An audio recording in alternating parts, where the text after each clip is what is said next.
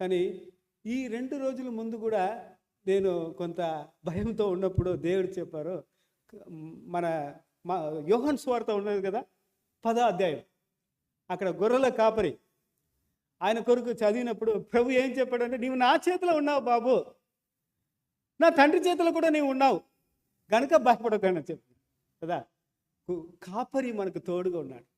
ఇగో సదాకాలము నేను నీకు తోడుగా ఉన్నాను.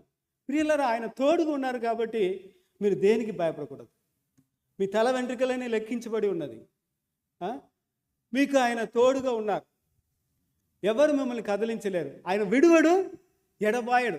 నీకు ముందుగా వెళ్తున్నాడు. ఇంకొక రోజు నేను చదువుతున్నప్పుడు అది వచ్చింది, మళ్ళీ ముందుగా వెళ్తున్నా బాబు, నీవు ఎందుకు భయపడుతున్నావని. కనుక నీకు నాకు ముందుగా ఎవరు వెళ్తున్నారు? ప్రభు వెళ్తున్నారు. మీకు తోడుగా ఉన్నారు. మీరు ఒప్పుకుంటారా? మీకు తోడు